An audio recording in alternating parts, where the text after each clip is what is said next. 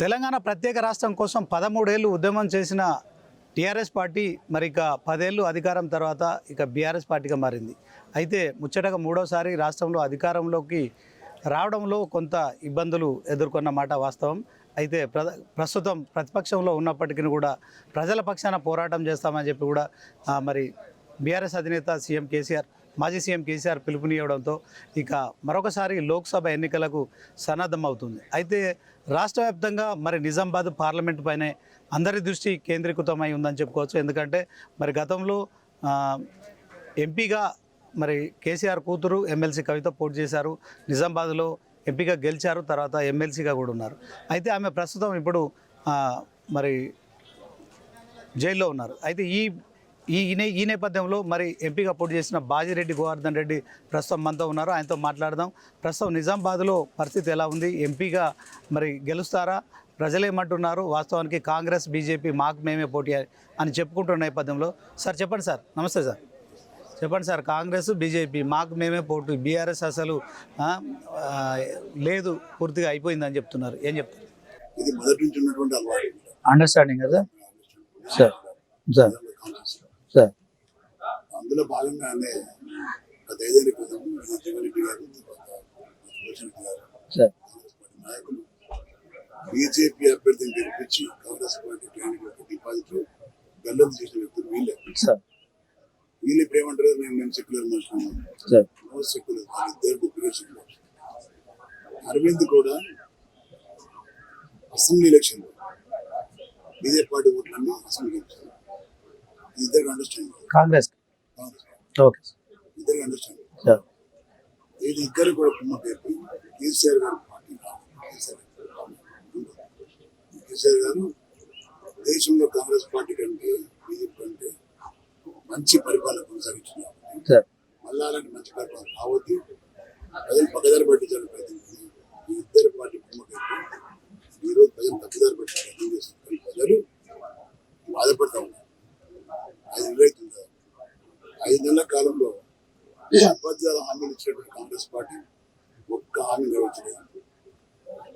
5 ఏళ్ల క్రితం ఇచ్చిన హామీ వచ్చిన బీజేపీ పార్టీ వాళ్ళు ఆ హామీ నెరవేర్లేదు.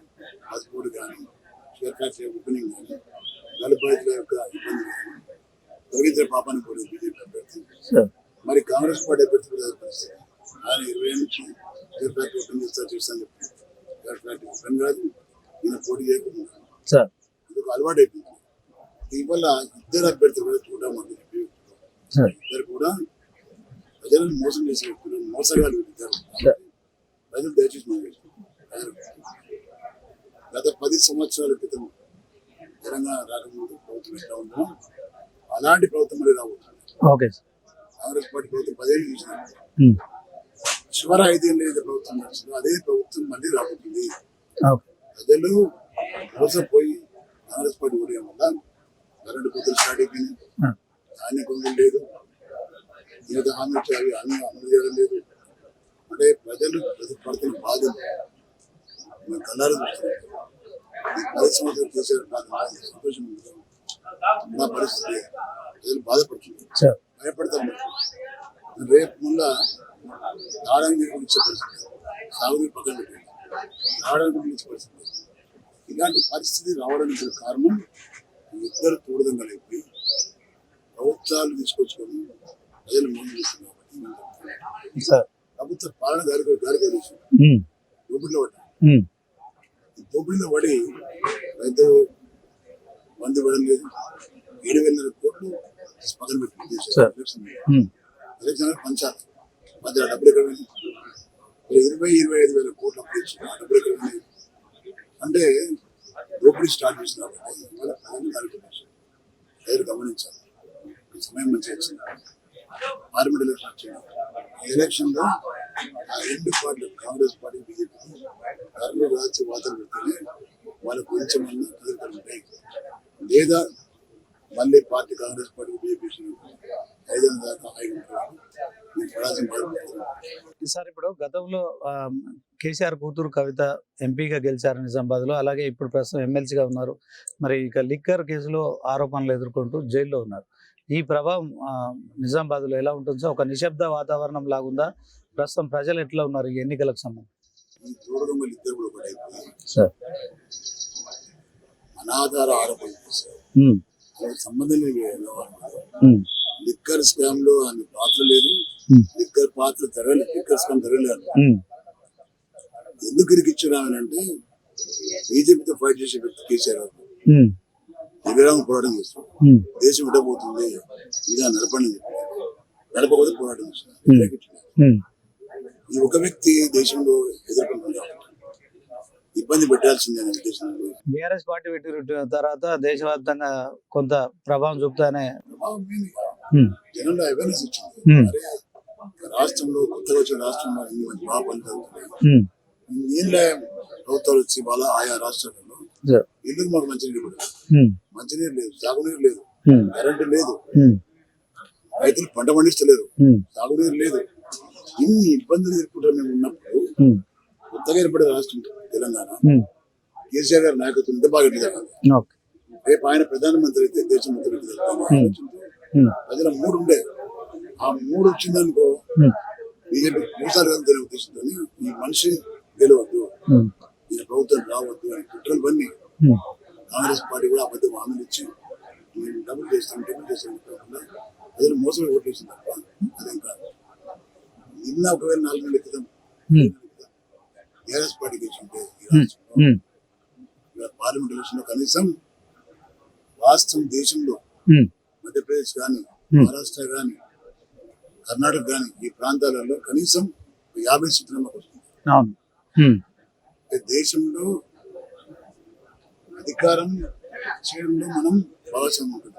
బీఆర్ఎస్ పార్టీ నైతికంగా దెబ్బతీసేందుకు ఈ కార్యక్రమాలు చేస్తుంది ఉమ్, చేరుకోవడానికి కారణం అదే. ఉమ్, విధంగా పోయింది దేశంలో పోరాటం చేసే కేజ్రీవాల్ వంటి ఉమ్, ఉమ్, సోరెన్ పోయిండు. ఉమ్, ఎవరైతే బీజేపీ పోరాటం చేస్తారో ఉమ్, వాళ్ళందరినీ మానసిక దెబ్బతీయడానికి ఇవన్నీ చేస్తాం, ఓకే ఇంత క్రెడిట్ చేస్తున్నాం.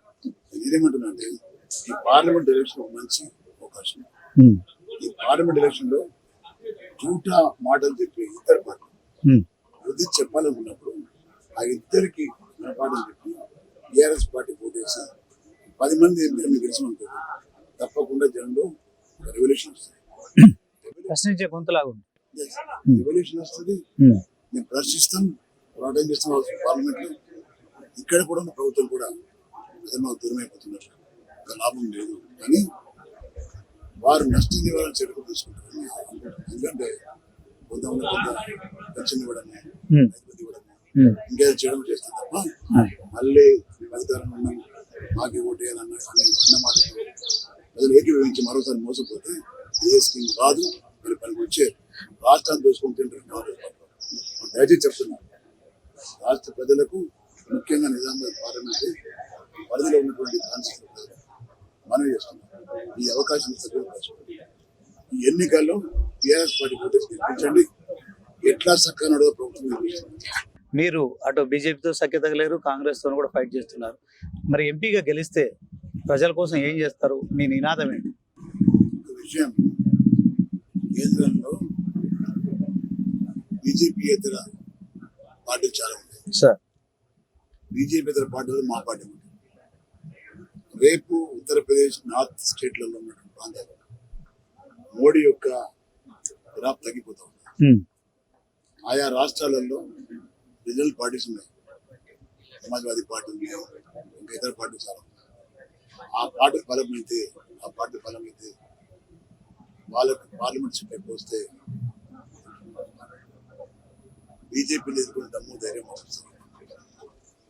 రెండో విషయం ఏంటంటే ఇండియా కూటమిలో భాగంగా మమతా బెనర్జీ గారు వెస్ట్ బెంగాల్ టీఎంసీ పార్టీ కూడా చెప్తుంది ఏంటంటే దేశంలో కాంగ్రెస్ పార్టీ బలమైపోయింది, రీజనల్ పార్టీస్ బలంగా ఉన్నారు. రేపు వచ్చే పార్లమెంట్ ఎలక్షన్లలో పార్లమెంట్లో కాంగ్రెస్ పార్టీ కేవలం 45 సీట్ల కంటే ఎక్కువ రావు అని.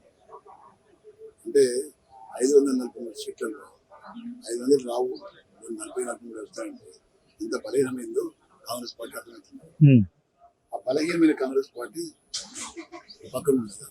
రీజనల్ పార్టీ మేమున్నాం, ఇలా డిఎంకే ఉంది, ఆ తర్వాత మహారాష్ట్రలో ఉంది, కర్ణాటకలో ఉంది రీజనల్ పార్టీస్, తర్వాత నార్థన్ స్టేట్స్ ఉంది, బీహార్లో ఉంది.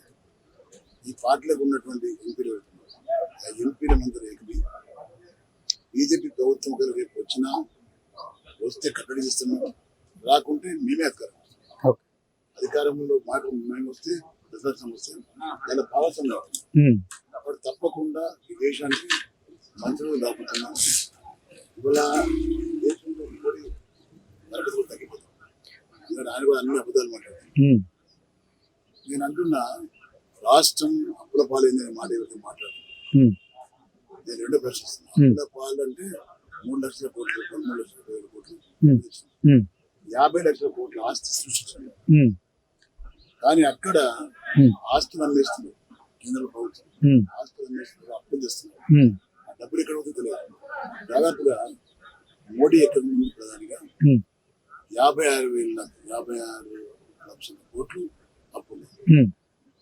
ఇవాళ 10 ఏళ్ళకి ఒక 100 లక్షల కోట్లు అప్పు చేసినారు. 100 లక్షల కోట్లు అప్పు చేయడం కాకుండా ప్రభుత్వ ఆస్తులు బాగా అమ్మేసినారు.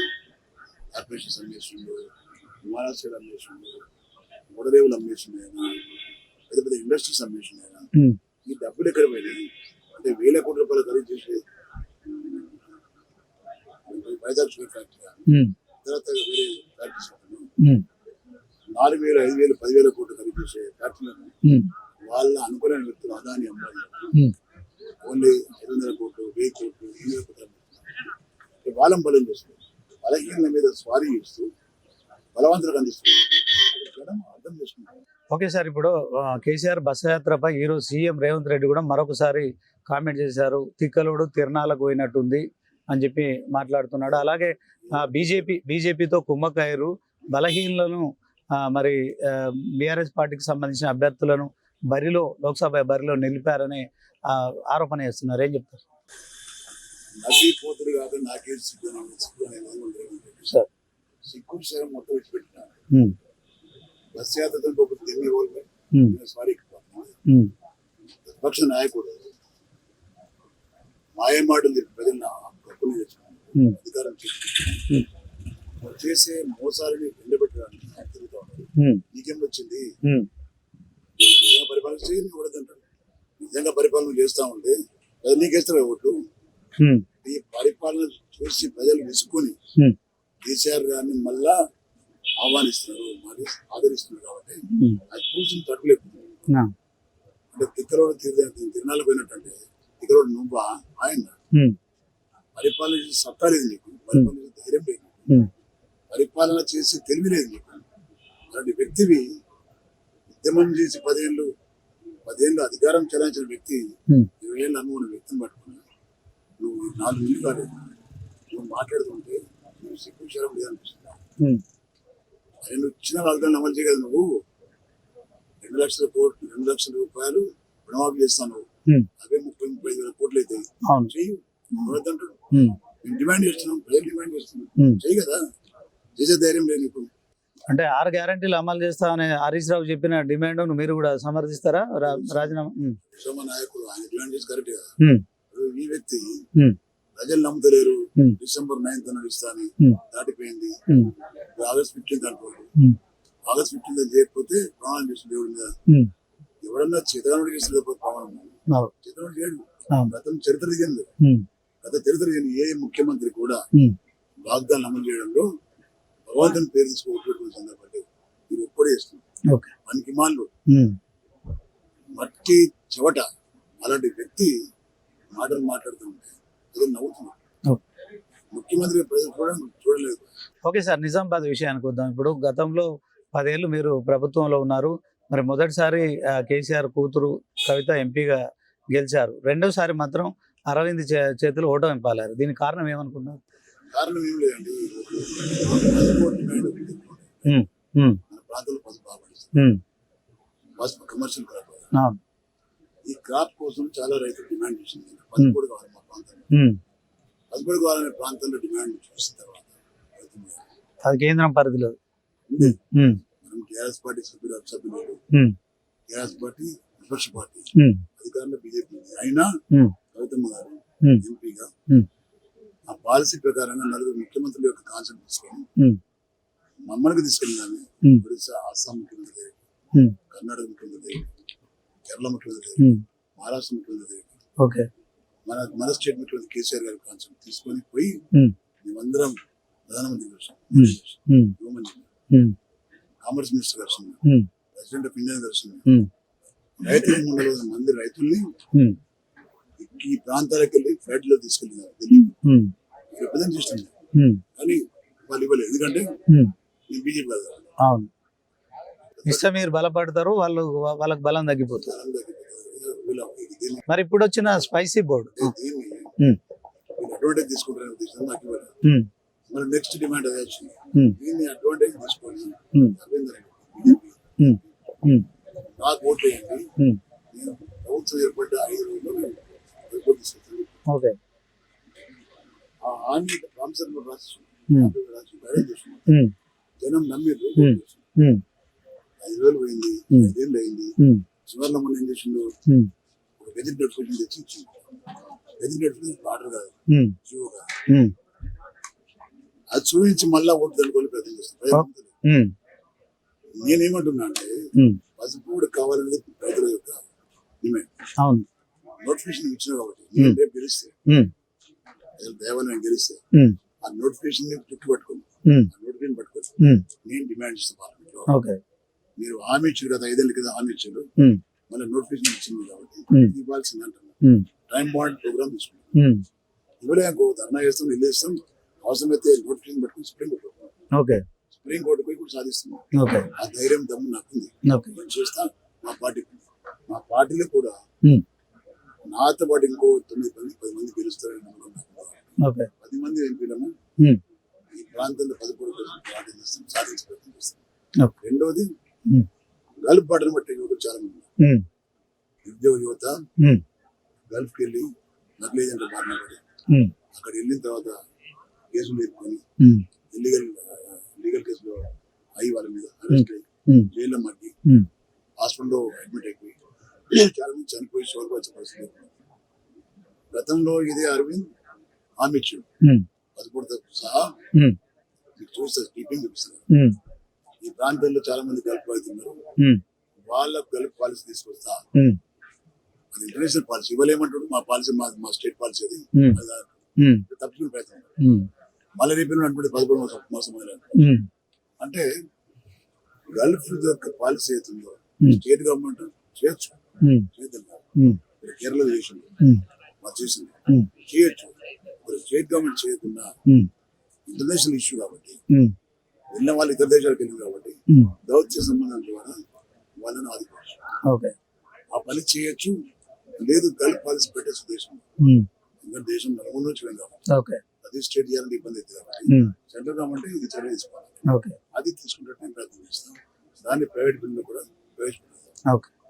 తర్వాత చాలా మంది ఇక్కడ చేనేత కార్మికులు పాపం వాళ్ళకు పని పాట లేక వృత్తి లేక చాలా ఇబ్బంది పడుతున్నారు. వాళ్ళకి తినడానికి తిండి లేకుండా చాలా మంది. వరంగల్ ఏదే మెగా టెక్స్టైల్ పార్క్ మా ప్రాంతాల్లో కావాలి డిమాండ్ చేస్తున్నారు. నిజామాబాద్ పార్లమెంట్ పరిధిలో ఉన్నటువంటి జగ్త్యాల, సిరిసిల్ల, జగ్త్యాల, కొరట్ల అండ్ మెట్పల్లి, నిజామాబాద్ ప్రాంతాల్లో కూడా చాలా మంది కాబట్టి వాళ్ళకు కూడా టెక్స్టైల్ పార్క్ కావాలని డిమాండ్ చేస్తా. ప్రైవేట్ బిల్లు కూడా ప్రవేశపెడతాను పార్లమెంట్ లో. నేను నాతో కూడా ఎంపీలు, రాజ్యసభ మెంబర్ ఉపేశ్వర్ గారు నేను తప్పకుండా పోరాటం చేసి సాధించే ప్రయత్నం చేస్తాను. ఓకే సార్, ఇప్పుడు బీజేపీ నుంచి అరవింద్ పోటీ చేస్తున్నారు, కాంగ్రెస్ నుంచి జీవన్ రెడ్డి పోటీ చేస్తున్నారు. మీరు ఎంపీగా, నిజామాబాద్ ఎంపీగా, బీఆర్ఎస్ పార్టీగా, సో వాళ్ళిద్దరికి ఉన్న దాంట్లో మీకున్న ఈ మధ్యకాలంలో మీ పాట ఒకటి బాగా వైరల్ అవుతుంది, బాపు బాజిరెడ్డి.